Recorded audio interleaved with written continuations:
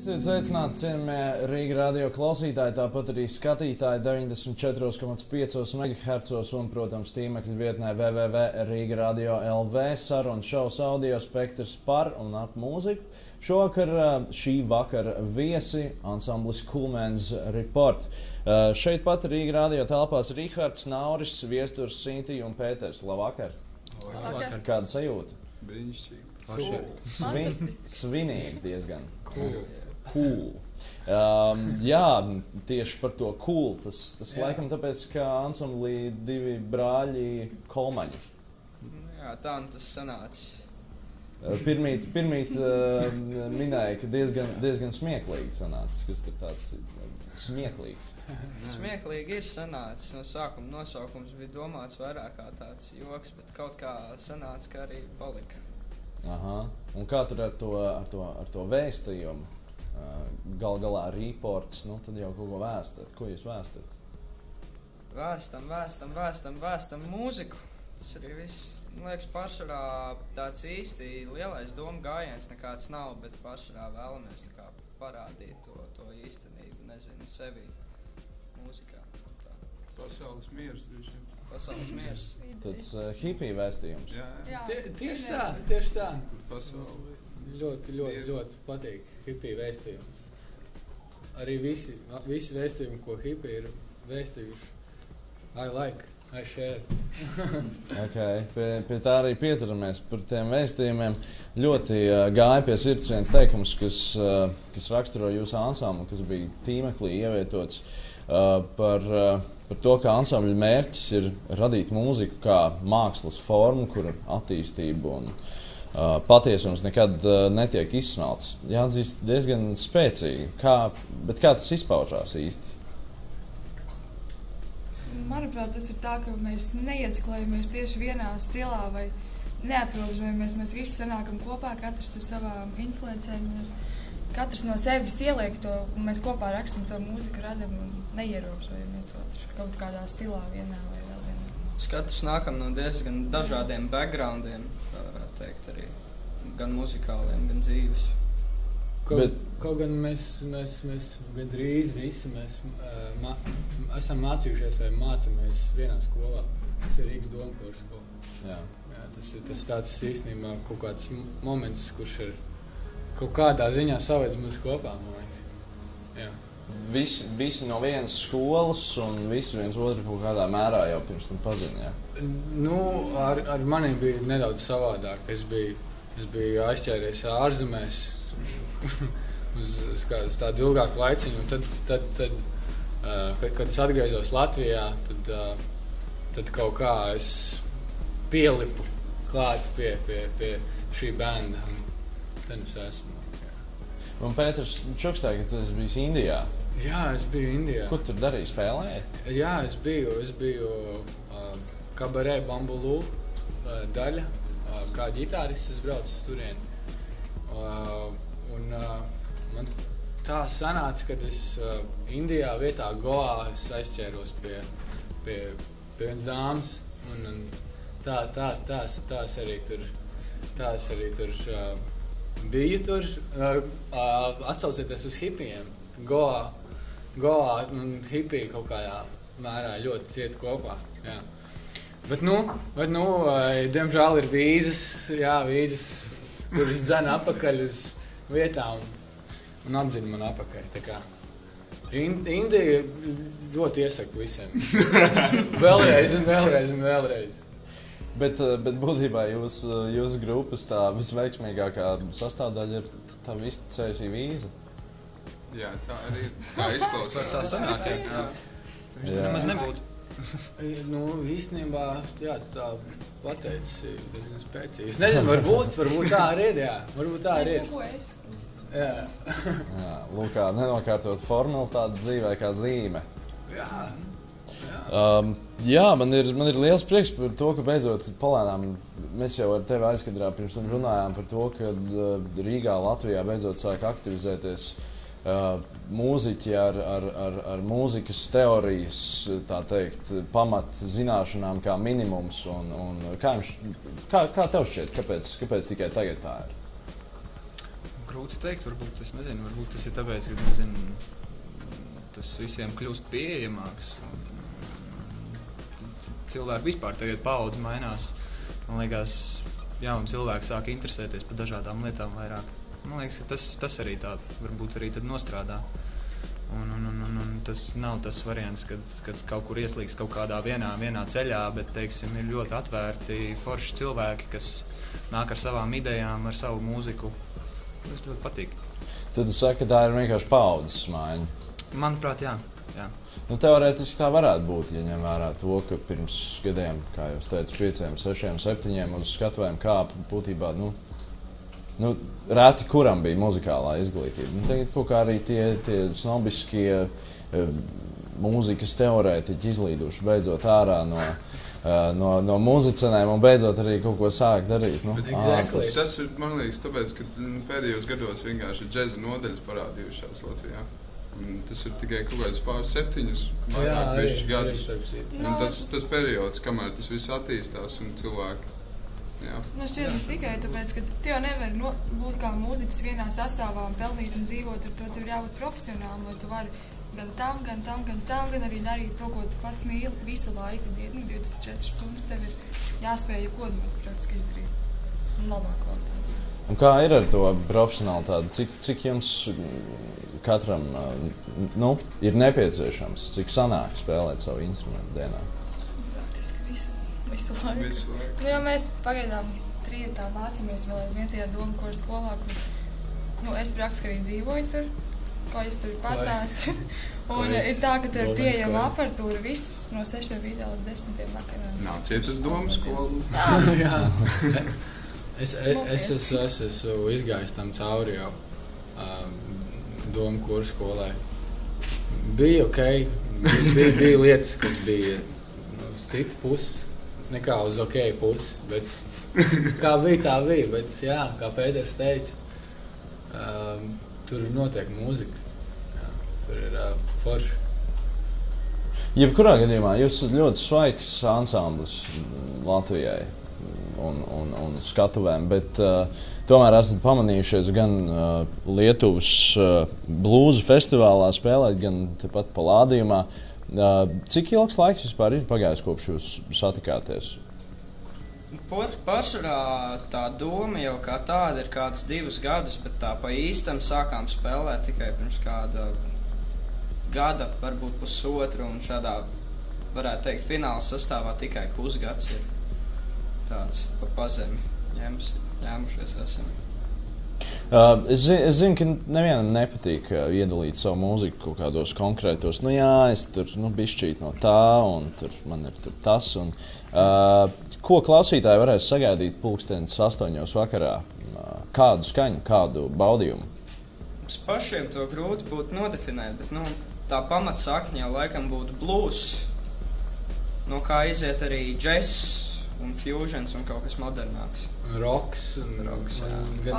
Gandrīz Visas tevis ir Mēs tajā miedarbībā, kas notika Ņūorleānās, mēs varam to atrast saknes tur.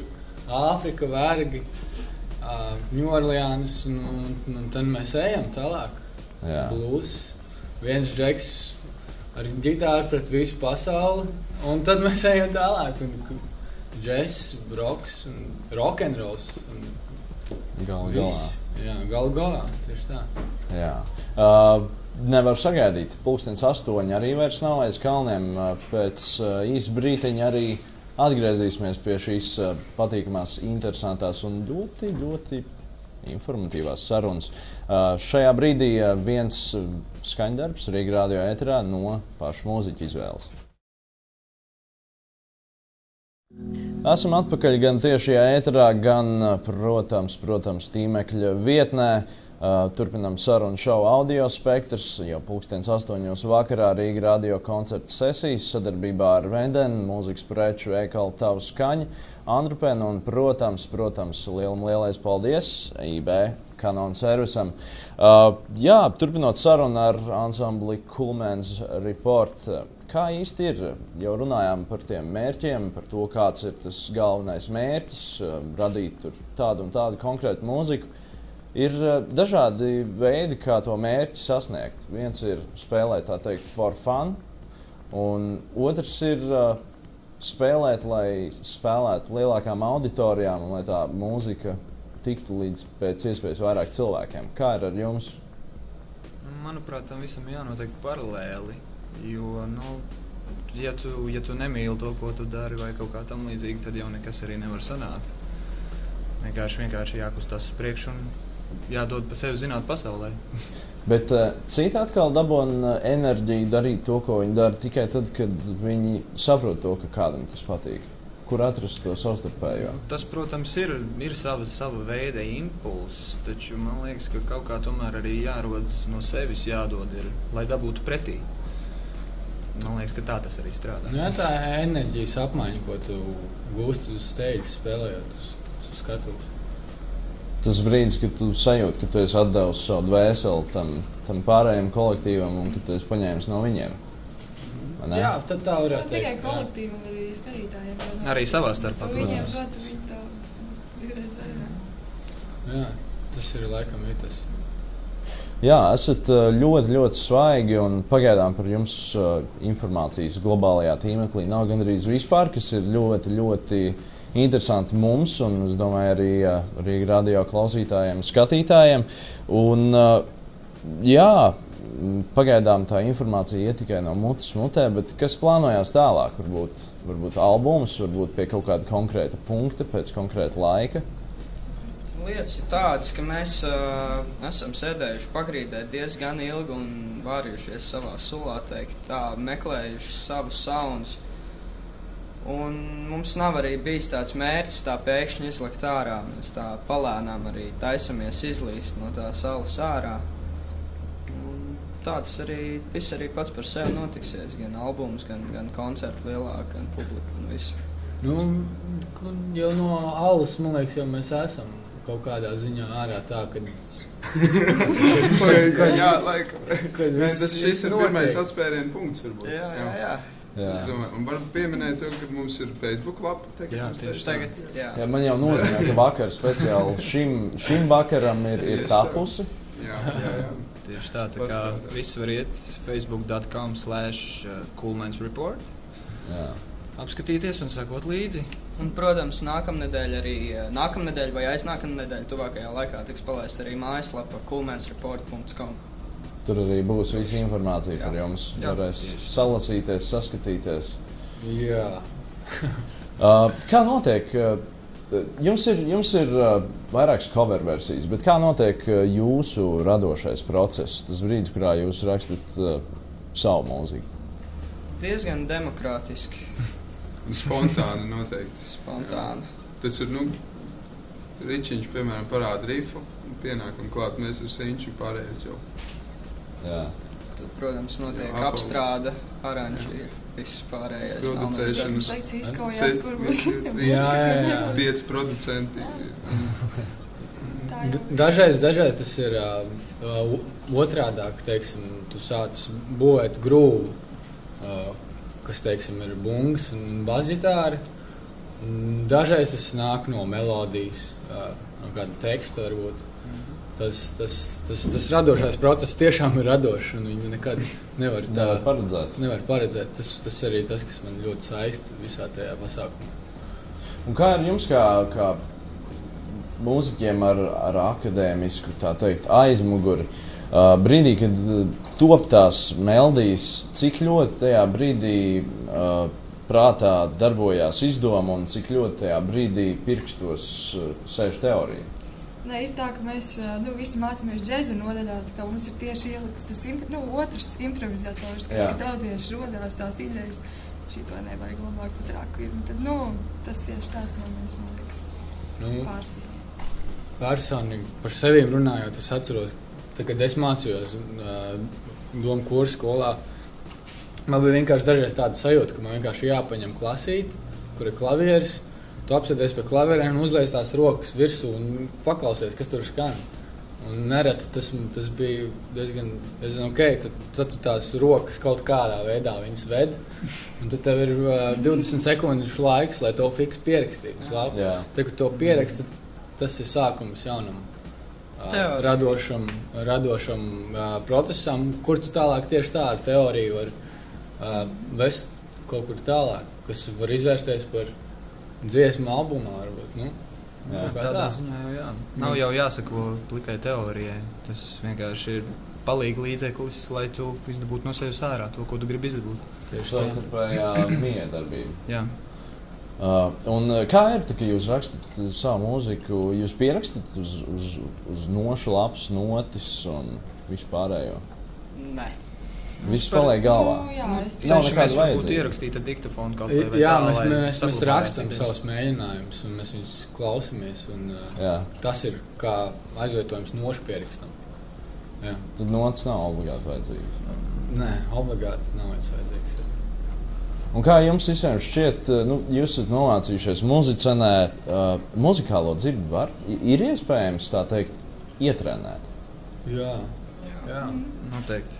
Pat cilvēkam, kurš ir pilnīgi piedzimis ar zilonu uz ausīm un it kā viņam... Nu, ar tiem cilvēkiem ir bijuši... Nē, gadījumi ir dažādi. Man mamma tādiem nerunā. Jā, bet es domāju, ka var to... Ja tu reāli to vēlēs, to dari, tad tu vari attīstīt savu ausi. Kā ir ar absolūto dzirdi? Grūti. Nav man absolūti grūti, bet var uzstrādāt arī. Tas ir trausmīgs darbs, arī visu laiku mācīties teoriju un solfedžo. Tad arī knapi. Tu esi ticis līdz tam brīdim? Nē. Bet nekas, vēl jau ir laiks, vai ne?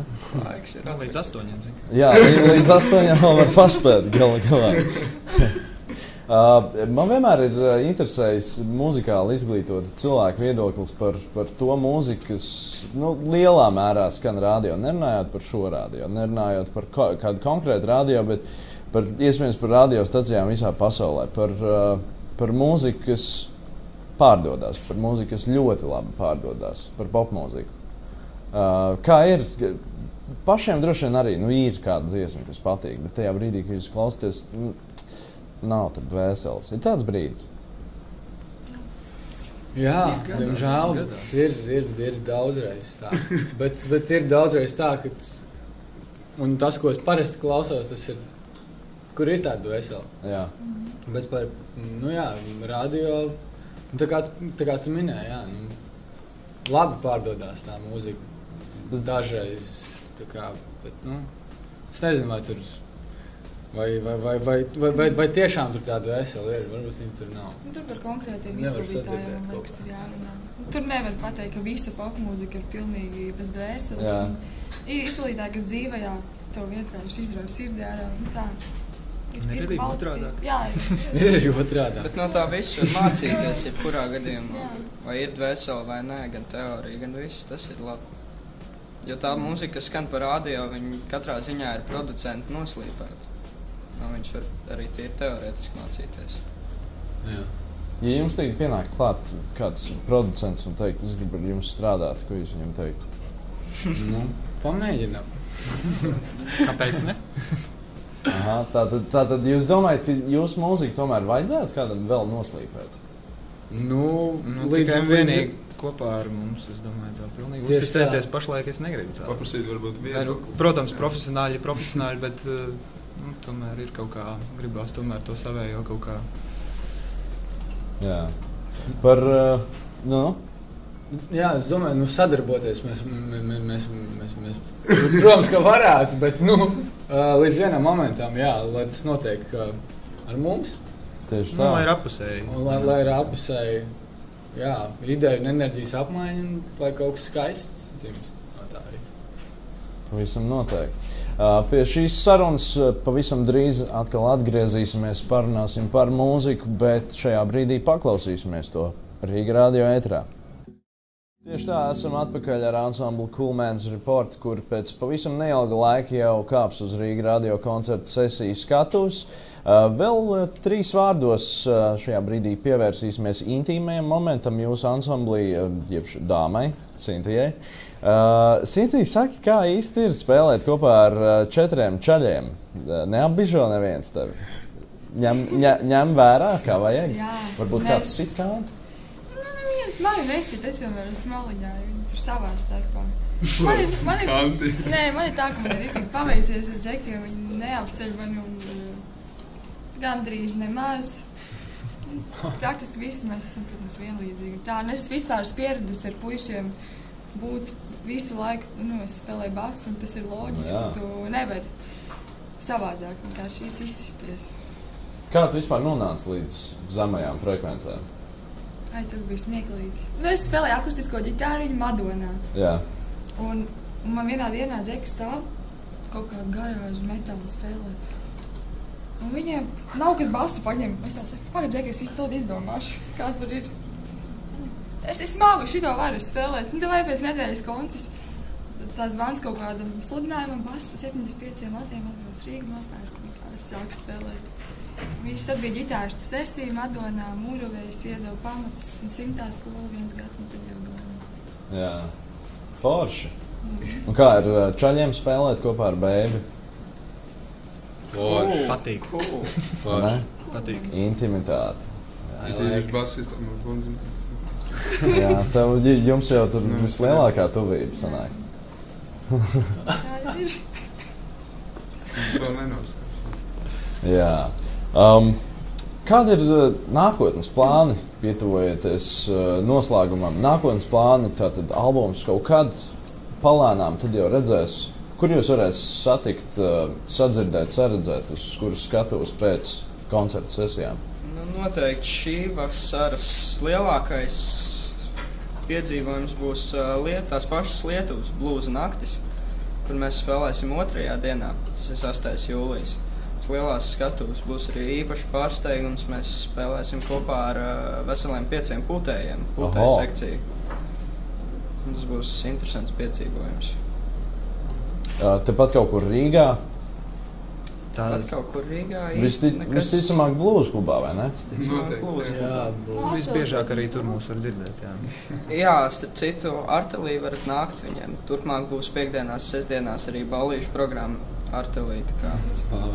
Oho, labi. Pierakstīšu. Nu ko, laipni lūgt pēc pavisam neilga laika uz koncerta sesiju skatuves. Paldies jums par sarunu. Paldies jums.